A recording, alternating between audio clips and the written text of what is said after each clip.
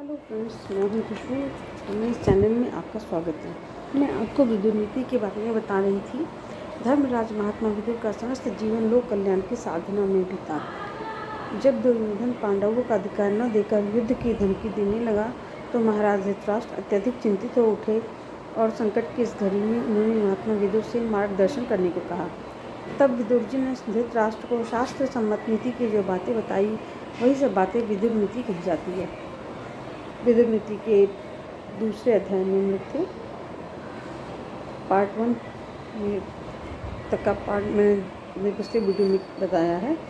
Part 2 आज start करती हूँ। विदुर जी कहते हैं, धर्म से ही राज्य प्राप्त करे और धर्म से ही उसकी रक्षा करे, क्योंकि धर्म मूलक राज्य लक्ष्मी को पाकर न तो राजा उसे छोड़ता है और न वही राजा को छोड़ती है। निरर्थक बोलने वाले, पागल तथा बकवाद करने वाले बच्चे से भी सब ओर से उसी भांति तत्व की बात ग्रहण करनी चाहिए, जैसे पत्थर में से सोना ले लिया जाता है। जैसे उच्च वृत्ति से जीविका चलाने वाला एक एक दाना चुगता रहता है, उसी प्रकार धीर पुरुष को जहाँ तहाँ से भावपूर्ण वचनों, सुक्तियों और सत्कर्मों का संग्रह करते रहना चाहिए। गौएं गंध से, ब्राह्मण लोग वेदों से, राजा जासूसों से और अन्य साधारण लोग आँखों से देखा करते हैं। हे राजन, जो गाय बड़ी कठिनाई से दूध देती है वह बहुत क्लेश उठाती है, किंतु जो आसानी से दूध देती है उसे लोग कष्ट नहीं देते। जो धातु बिना गर्म किए मुरझाती हैं, उन्हें आग में नहीं तपाते। जो काठ स्वयं झुका होता है, इससे कोई झुकाने का प्रयत्न नहीं करता। इस दृष्टांत के अनुसार बुद्धिमान पुरुष को अधिक बलवान के सामने झुक जाना चाहिए। जो अधिक बलवान के सामने झुकता है वह मानो इंद्र देवता को प्रणाम करता है।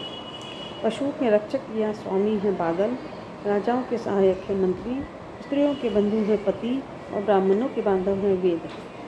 सत्य से धर्म की रक्षा होती है, योग से विद्या सुरक्षित होती है, सफाई से सुंदर रूप की रक्षा होती है और सदाचार से कुल की रक्षा होती है। तोलने से नाच की रक्षा होती है, फेरने से घोड़े सुरक्षित रहते हैं, बारंबार देखभाल करने से गौओं की तथा मैले वस्त्र से स्त्रियों की रक्षा होती है। मेरा ऐसा विचार है कि सदाचार से हीन मनुष्य का केवल ऊंचा कुल मान्य नहीं हो सकता, क्योंकि नीच कुल में उत्पन्न मनुष्यों का भी सदाचार श्रेष्ठ माना जाता है। जो दूसरों के धन, रूप, पराक्रम, कुलीनता, सुख, सौभाग्य और सम्मान पर डाह करता है, उसका यह रोग असाध्य है। न करने योग्य काम से प्रमाद करने से तथा कार्य सिद्ध होने से पहले ही मन प्रकट हो जाने से डरना चाहिए, और जिससे नशा चढ़े ऐसा पेय नहीं पीना चाहिए। विद्या का मद, धन का मद और तीसरा ऊंचे कुल का मद है। ये घमंडी पुरुषों के लिए तो मद है, किंतु सज्जन पुरुषों के लिए दम के साधन है। कभी किसी कार्य में सज्जनों द्वारा प्रार्थित होने पर दुष्ट लोग अपने को प्रसिद्ध दुष्ट जानते हुए भी सज्जन मानने लगते हैं। मनस्वी पुरुषों को सहारा देने वाले संत हैं, संतों के भी सहारे संत ही हैं।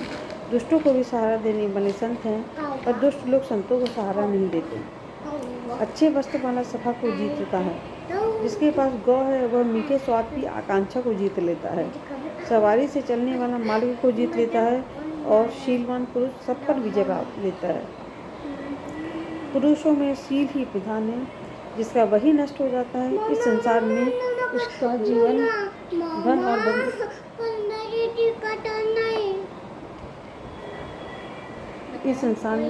जीवन धन और बंधुओं से कोई प्रयोजन सिद्ध नहीं होता।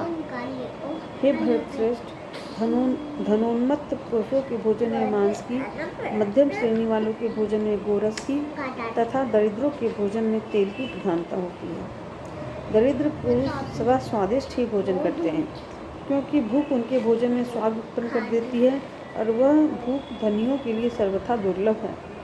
हे राजन, संसार में धनियों को प्रायः भोजन करने की शक्ति नहीं होती, किंतु दरिद्रों के पेट में काठ भी पच जाते हैं।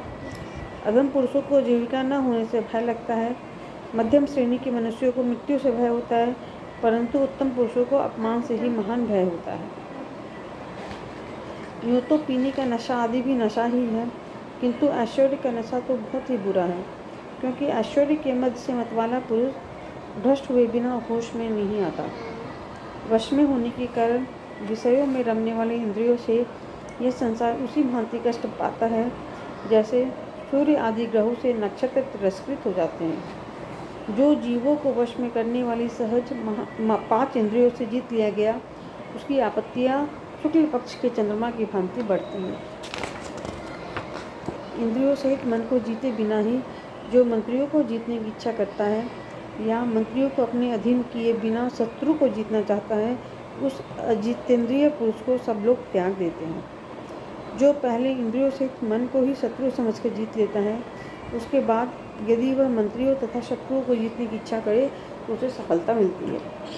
इंद्रियों तथा मन को जीतने वाले, अपराधियों को दंड देने वाले और जांच परख कर काम करने वाले धीर पुरुष की लक्ष्मी अत्यंत सेवा करती है। हे राजन, मनुष्य का शरीर रथ है, बुद्धि सारथी है और इंद्रियां इसके घोड़े हैं। इनको वश में करके सावधान रहने वाला चतुर एवं धीर पुरुष काबू में किए हुए घोड़ों से रति की भांति सुखपूर्वक यात्रा करता है। शिक्षा न पाए हुए तथा काबू में न आने वाले घोड़े जैसे मूर्ख सारथी को बाग में मार गिराते हैं, वैसे ही ये इंद्रियां वश में न रहने पर पुरुष को मार डालने में समर्थ होती है। इंद्रियां वश में न होने के कारण अर्थ को अनर्थ और अनर्थ को अर्थ समझकर अज्ञानी पुरुष बहुत बड़े दुख को भी सुख मान बैठता है। जो धर्म और अर्थ का परित्याग करके इंद्रियों के वश में हो जाता है, वह शीघ्र ही ऐश्वर्य, प्राण, धन तथा स्त्री से भी हाथ धो बैठता है। जो अधिक धन का स्वामी होकर भी इंद्रियों पर अधिकार नहीं रखता, वह इंद्रियों को वश में न रखने के कारण ही ऐश्वर्य से भ्रष्ट हो जाता है। मन, बुद्धि और इंद्रियों को अपने अधीन कर अपने से ही अपने आत्मा को जानने की इच्छा करें, क्योंकि आत्मा ही अपना बंधु और आत्मा ही अपना शत्रु है। ऐसा है, आपको मेरा ये वीडियो पसंद आएगा। अगर आपको ये मेरा वीडियो पसंद आया तो प्लीज़ इसे लाइक, शेयर एंड सब्सक्राइब करें। Thanks for watching.